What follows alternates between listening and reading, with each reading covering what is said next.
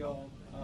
Just had an opportunity to talk to the senior pastor here at County Memorial Community Church. We're grateful that she allowed us the opportunity to be here and highlight a little bit of what occurred here, as you may know, in the parking lot a few weeks back when 6 folks came masked without any identification, unmarked cars, and came into the parking lot demanding she get out of the way, demanding she not film, demanding as if they were running the place, demanding she simply walk away.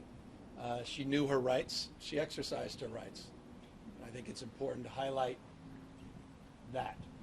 One thing to know your rights, another important and imperative thing to do is to exercise them. And she did that. She videotaped what occurred, and it's an example of what's occurring all over here in Southern California, what's occurred at a level we've not seen in modern times. I just had an opportunity to visit with business leaders, small business. When I say mom and pop, I mean mom, dad, kids, grandkids, generational businesses in Bell. I met one business owner. They've been 20 years in business. They said, we miss COVID. They said it was much easier. They have lost 80% of their business. And they said they've lost something more precious, which really put it in perspective. They said they've lost a sense of community. They said they missed their customers, not the business. They missed the tables being filled. That's what a family business is all about. They're barely making ends meet. They're trying some catering work. They have a 15-year employee. He won't even show up to work. He's here with documentation, but he's scared to death. He hasn't shown up in weeks since 4 raids occurred in nearby. He won't even show up because he's scared to death of being pulled over for simple reason because of the way he looks, because he's being racially profiled. I met a mother and her beautiful daughter. Daughter's going to Bible school. She just got off. She was walking in an ice cream store. And her mom came to me. She says, I'm here legally, but I'm carrying my passport if you need any proof. I said, you don't need to impress me. She's here legally. She's carrying her passport, and her daughter is just coming back from Bible school. That's Trump's America. 2025. Downey in Bell, California. LA County. The most diverse, most populous county, and the most diverse and most populous state in the world's most diverse democracy, the United States of America, in 2025. It's a disgrace. The President of the United States decided to advance his rote cruelty by utilizing the brave men and women of the National Guard as pawns in an effort to theatrically show his strength. He federalized the National Guard. He deployed roughly 5,000 military, not overseas. In fact, his entire first term, the President of the United States did not even send the military boots on the ground overseas. His entire first term. First 6 months of his administration, he decides to send them to the United States of America, 5,000 military. 4,000 federalized with the National Guard, close to 1,000 U.S. Marines. He sent them to a United States city. The utilization rate of our National Guard, less than 5%. You spent hundreds of millions of dollars, wasted hundreds of millions of dollars on this. 5%. By the way, the folks that were taken and brought into armories, waiting for a mission assignment, are summer school teachers, our paramedics, our firefighters, our police officers themselves. Finally, because of the absurdity of this and the complete incapacity of the Pentagon to reconcile the fact they weren't doing a damn thing, they manipulated this 26% number.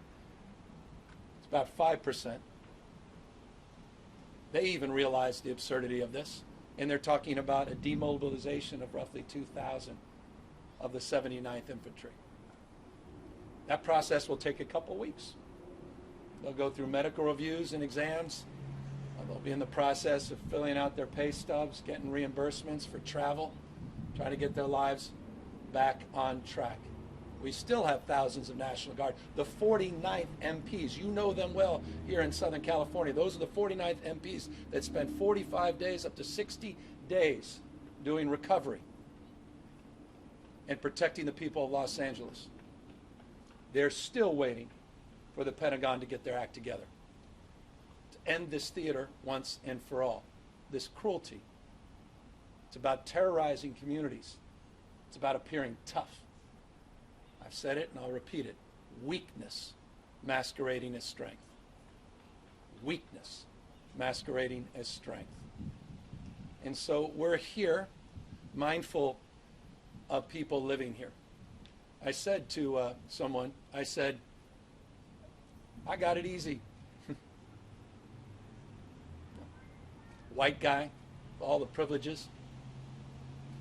Talking to members of the community, they feel like democracy is already gone. For me, it still seems to be, on life support, but moving along. They feel like authoritarianism's already come to their community. They're not even walking the streets. We were here, not just in businesses that are empty. Entire shopping malls empty. It's summertime. There was no one until that young woman came in with that young girl came in with her mom. There was no one in the ice cream store in the middle of the day, in the summer. One of the most beautiful communities, Bell, in California. Tourists. You said, what happened to the tourists? Not just from Mexico, not just from Canada, from Europe. They said the tourists aren't coming. Wrecking the economy, destroying families, destroying generational businesses. I spent the morning with Officer Cano's family, a CHP officer that just lost his life a few weeks ago. Half of the service was in Spanish.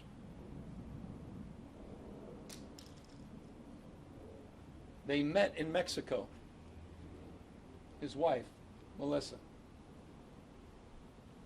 The pride that his dad had in his son becoming first-generation law enforcement officer. That's America. That's California. And that's what's being torn asunder by Donald Trump and Stephen Miller. This is about families. It's about community. It's about the sense of place. It's about our economy. And it's about time Donald Trump grow up. It's about time Donald Trump understand the hell he is doing. And so I'm here in front of a church on church grounds, mindful that our democracy is not on firm ground, and mindful of our responsibility to be assertive at this moment, and we are, to support our diverse communities, and we will continue to do just that. The budget we just signed included additional dollars for legal representation. We did a special session providing resources for legal representation. Over $75 million we carried forward from last year for additional support. But we must be vigilant and resolved that as we focus on Epstein, we focus on the next day or distraction, that communities like Bell and Downey are being torn apart because of his cruelty and because of his incompetence. And so that's the purpose of this opportunity to share and to engage and, of course, ask any questions here today. Governor Newsom, your personal and your governor's press office social media accounts have taken a much more aggressive tone over the last couple of weeks. Recently, the press office called Stephen Miller a cuck on Twitter.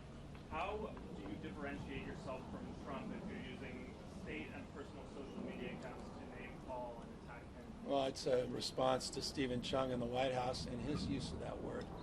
I don't think they understand any other kind of language. So I have no apologies for standing tall and firm and pushing back against their cruelty. And if it requires more clear language, requires a recognition that things have radically changed with Trump presidency, then I will assert myself as I feel fit.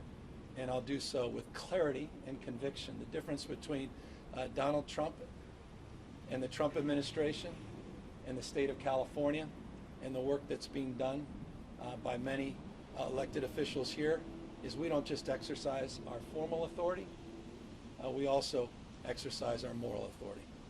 Governor Newsom, last week we saw that the Core Civic California City former California prison has now been renamed the California City Immigration Processing Center. What is the state of California planning as far as health and safety oversight or other constitutional oversight of that facility when, if and when it reopens as an ICE processing? So California, and we had advanced in the first Trump administration, California updated and advanced a lot of its oversight rules and regulations as it relates to the authority of the state that's vested in us as it relates to the specific issue of health and safety. We also had to recognize that we had to reconcile the federal jurisdiction, and there were certain limits as it relates to our direct involvement and direct engagement. The good news is, having gone through a version of what we're experiencing here today, but not at the scale of the cruelty that we're experiencing, that we had updated a lot of those rules and regulations, including resourcing members of the Department of Justice, specifically the AG's office, to provide that kind of oversight.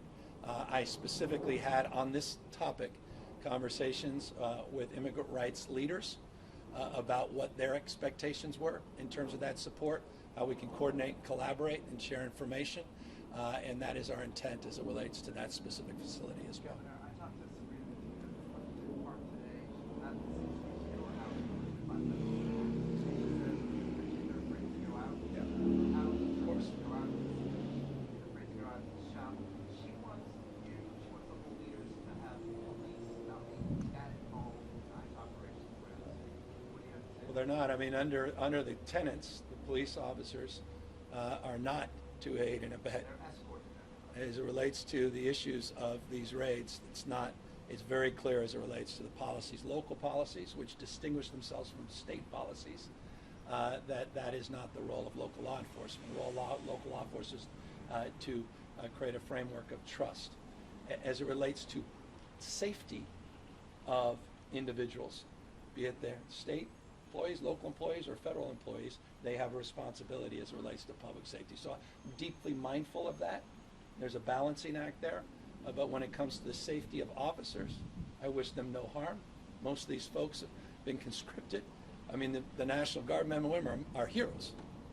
A lot of you were out there taking selfies with them. Biggest issue they had in places like Santa Monica is so many, jugs of water came, so much food came. We were really proud of them. They're the same people. They're just under now a jurisdiction of someone who's unhinged by the name of Donald Trump. And so I want people to recognize that and respect that. So it's about public safety in that respect, broadly defined. That safety includes federal employees as well. Governor, the National Guard. Do you anticipate the possibility of a further drawdown of the National Guard and/or shipping the Marines back to their base, given the rules that Washington wants as far as the ability of ICE officers to arrest anybody who attacks federal officers? The White House on the 11th said, look, they anybody who throws rocks whenever it assaults federal officers, they're freeing up ICE to actually detain and arrest those people for assault. If those rules of engagement hold, are you anticipating a further drawdown because there's no need for soldiers or anyone else to provide any kind of a buffer around ICE officers doing those type of operations? Again, the utilization rate, the mission tasking of roughly 5,000 military personnel is about 5%. They claim it's 26.6%, and that's because they're in an operational readiness, but they're in Los Alamitos, an hour and a half away. They're sitting there behind the walls looking for things to do. 5%. So as it relates to the drawdown, they're a solution right now in search of a problem. But more importantly, I think this is the issue that I think we want to highlight. This is a preview of things to come. If you think this is about California, you are fooling yourself. These are operations you're going to see all across the United States of America. They've tested the boundaries of the law. They've tested the boundaries of public perception and what the public will accept. And they're going to export, including potentially members of our own state National Guard, to other states. So when they draw down and demobilize, the question is, for what? To go where? Under whose command, whose control? And to me, that's a more interesting question, is what ultimately becomes of these members of our National Guard. But look, you recall, we had close to 1,600 officers at certain points at the peak of what was going on in a couple square blocks or a couple blocks in Los Angeles. CHP officers and LAPD were protecting the National Guard, to your question, not the other way around. That's how absurd this whole thing has become. You would think there'd be some congressional oversight, but those guys have disappeared. Speaker Johnson, in name only. We can get to that. Question is how long he'll be Speaker. They're, of course, trying to change the game on that. That's a separate conversation. Will Governor, the about troops that. be used for fire protection now that they're going to be released? What's the plan here? Well, I want to get them back under my control so we can get them back doing the kind of work to control wildfires, to keep our communities safe, to address the issue of counter-narcotics, to address the issue of fentanyl. I want to remind you guys, I put 394 of your National Guard men and women years and years ago on the border. I've hardly been timid. I've deployed the National Guard in multiple locations, multiple times. Going back to George Floyd, one of the largest deployments in U.S. history. With thousands of them, the 49th Infantry, the MPs rather, that were out there on the streets after the fires. They need to get back doing the rattlesnake teams, which are basically teams that work in partnership with other state agencies and conservation corps and CAL FIRE to do the vegetation and forest management, hundreds of them. So they'll be reassigned when they come back under our control. About 190 were already redeployed. The rest will start coming back as they're demobilized. I want to get them back on our counter-narcotics efforts and our drug interdiction efforts and the task forces that have been firmly assigned, and to support Border Patrol as it relates to some of that effort, not just what's coming in north, but what's going down south with all the gun running and cash that are going through, including those tunnels that I had the opportunity to explore and witness firsthand with my National Guard, or your National Guard, just a matter of months ago. So that's part of it, but I also want them back teaching our kids. I want them back walking the beat with their masks off, building trust, sense of community.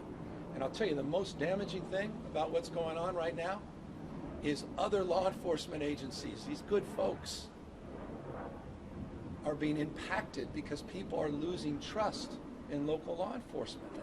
They don't know who is who. This is, if you wrote this script, some Hollywood script, say that doesn't see past any tests.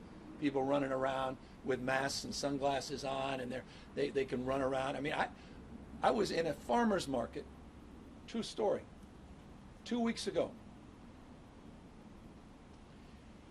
And all of a sudden I started feeling, I had my hat and sunglasses on, walked a few blocks so no one can see. But they saw a few cars that we drove up in, a white and black car. And you started to feel, as I'm walking around, no one said a word. I was casually buying week's food for the kids. And you felt something. And all of a sudden, the manager of the farmer's market came up asking our folks who they were, because they heard that ICE was there. It was just the governor. That's how bad it's become. Governor, has the White House indicated to you when they might consider pulling back the remaining 2,000 National Guard troops? Well, they better do it now, today, next few hours. I'm a taxpayer. I don't like to see my money wasted like this. There's no fiscal conservatives left. They proved that in the big, beautiful betrayal. But this is comedy. Donald Trump waxing on about the Fed chair today and cost overruns on a new building? How about the hundreds of millions of dollars he's burned just to try to sear in your mind that he's some tough guy because he didn't get enough hugs from his parents growing up? Governor, you alluded to this. I'm sorry. Thank you, Governor. Alex Dating, Front Page Index. You credit the Trump administration for assisting in restoring law and order in Los Angeles? Exact opposite. He incited more anxiety. He's incited more unrest. He's incited more uncertainty. He's exacerbated the conditions. Exactly the opposite. It's not even a close call. I revere the men and women in uniform, police officers from city jurisdictions, county jurisdictions, state jurisdictions. Universally, they say that. Not just the governor of California saying that. No, I don't credit him. I credit him for creating chaos. He's a chaos agent. He is not about calming people's nerves. He's not about public safety. This is the same president of the United States that incited almost a riot, in fact, did incite a riot, and tried to torch this democracy on January 6th. Police officers were hurt. He incited that riot. He promoted violence. He has no problem promoting violence, Donald Trump, as long as it services his aims and his ends. He did not promote peace. Quite the contrary. Governor, you alluded just now to. You said to play that game. Forgive me, because I know she's never going to ever talk to me again. You can So go. forgive me. You No. This is. Yeah, sorry. Thank you for your patience. Governor, you alluded earlier to Speaker Johnson maybe not being speaker anymore in this conversation that's been going on about redistricting. Great, That's good. great Yeah. minds. It sounds like you're looking for, if you potentially wanted to reopen this conversation about drawing maps. and it Which sounds I like- don't. Goes to your question. Well, These guys, look, you're you got open to. to reopening this conversation. I don't. It's not what I want to do. But Let you're- me explain it, because I'm going to validate where you're going. I was one of, at the time, I don't recall, this may be overstated, but I thought I was one of a handful of Democrats in elected office that supported independent redistricting when it first was promoted. I support independent redistricting. I think it should be done at a national level. At the same time, I also am mindful next year is the 250th anniversary of the founding of this great country. And I'm very fearful about what's going on in this country. When Donald Trump calls in to the Texas legislature along the lines of the phone calls he made saying, find me some votes in Georgia, and says, find me 5 more seats in Texas, they're playing by a different set of rules. They can't win by the traditional game, so they want to change the game. We can act holier than thou. We could sit on the sidelines, talk about the way the world should be, or we can recognize the existential nature that is this moment. And so it took me a moment to reconcile my own feelings. I'm very proud of the work Governor Schwarzenegger and others did on that. It's a national model. Right now, there may not be a nation to model. And so my response to that, and I want to finish because it's the question you're asking, has been to explore what we can do about it. And that's exactly what I've tasked my team. And there are 2 alternatives if you're interested. You can call a special session and we can move forward. And we're exploring that. And we've had real conversations about that. There are also a number of legal experts that have come to us exploring an alternative to that. Through an urgency measure, the legislature can move forward with new maps as it relates to federal districts. And that is option that is also being considered. And both of those are being advanced in real time, not only with members of the legislature, but others that are interested because they feel the same pressures I do about the existential threat of what Donald Trump and some of these Republican states are trying to do. But forgive me to ask a question to this. I'm having a hard time squaring how that does still, either of those options, not fundamentally bump up against the will of the voters who approved an independent. Well, it's pretty easy. redistricting The commission. option 1 is by definition, reconciles that. By definition, because it would require those same voters to make a determination on the basis of current facts. We can be stubborn, you know, and just assume everything's status quo ante. I mean, they've changed. There's no. Used to be 3 co-equal branches of government. One's completely disappeared in real time. The rule of law is being challenged every single day. Just ask all the masked people running around here. People are disappearing. Quite literally, a word you hear all the time. People are quite literally disappearing with no due process, no rights. The courts take forever to advance the cause of any reconciliation. You've got a president that's talking about recalling folks and judges that he disagrees with, or just completely dismissing, runs right up to the edge on the rule of law, on decisions that are made by the courts, and whether or not it works for him, or decides on a whim, it won't. So things have changed, and so that would be the argument I would make. But again, I don't come to this lightly. This is not a point of, it's just a point of rationalization, and I hope a realization for everyone else. Everything has changed, and it's changing in real time. And I'm not going to be the guy that said I coulda, woulda, shoulda. I'm not going to be passive at this moment. I'm not going to look at my kids in the eyes and say I was a little timid, or I didn't like the word that this guy used. I'm just not going to be that guy. I'm sorry. What more evidence do you need? I mean, everything that damn's happened last 6 months in this part of the state. So that's my approach, and to the extent that others share it, by definition, it requires the consent of our represented body, the legislature, and they'll make that determination. And if they choose the path of a ballot initiative, the people of this state will decide for themselves in the spirit that brought you that law in the first place. Governor, given we've had a federal judge rule tactics ICE has been using on the streets here in Southern California are a problem. If that is upheld, or they have to change their tactics regarding how officers are on the street, how they're identified, how they actually do arrest and apprehension, if ICE is forced to modify those tactics and policies, do you think that there may be a reduction in the number of problems that we have regarding enforcement?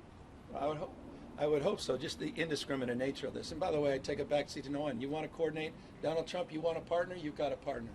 You want to coordinate with violent criminals? I'm happy to partner with you. I've got the receipts. No other governor could lay claim to over 11,000. 11,000 individuals we've coordinated with ICE since I've become governor of the state of California. Violent criminals. This is not about violent criminals. Quite the contrary.